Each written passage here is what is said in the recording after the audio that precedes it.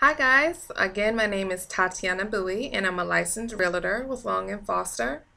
Now I hope you all got a lot out of my step number 4 video, which was talking about previewing homes and how that works when it comes to scheduling, previewing those on properties, when it comes to open houses, when it comes to actually going into the properties and doing your due diligence to make sure that everything looks fine and that nothing looks like it could be a potential problem for you down the road.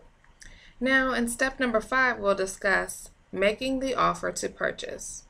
So, for example, say if you go to a property, you preview it maybe once, twice, maybe even 3 times because you want to go back in, you may want to take some pictures, and you're ready to make an offer.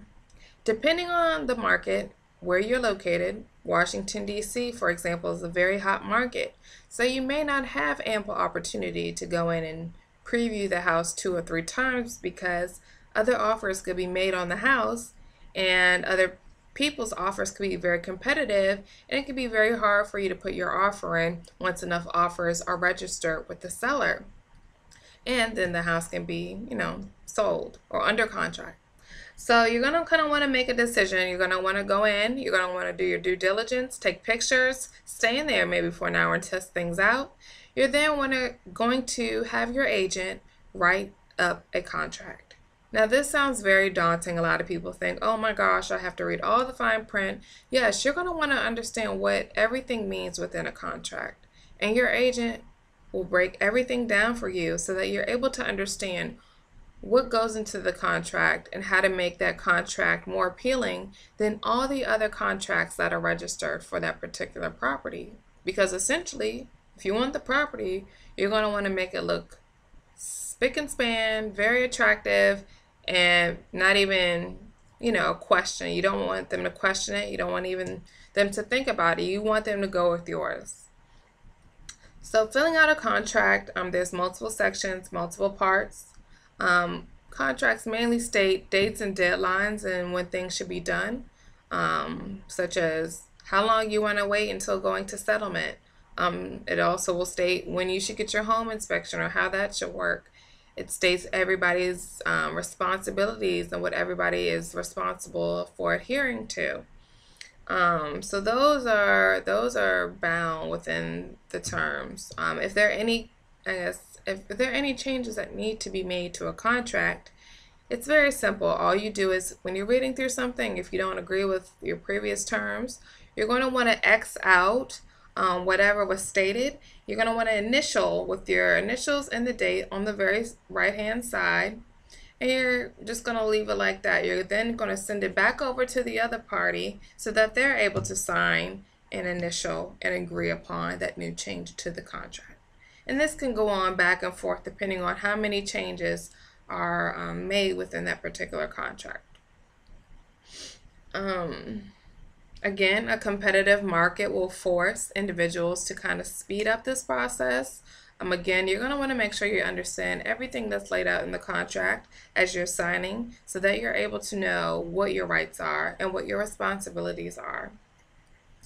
So say if there were 10 registered offers on a particular house that you liked, and you're just hoping, you're praying that you get the offer.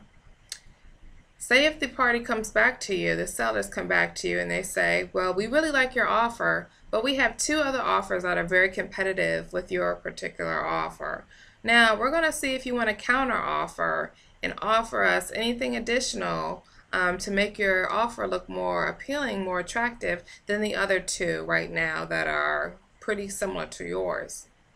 Your agent is going to want to relay that information to the buyer and tell them, hey, you have an appealing offer, but you do have a little bit of competition right now. You have 2 other offers that are similar to yours. And in order to essentially kind of beat those other people out, you're going to want to probably think about offering something additional or changing some of the terms within your contract to speed up the process for the seller so that you're able to win and beat out the other 2 offers.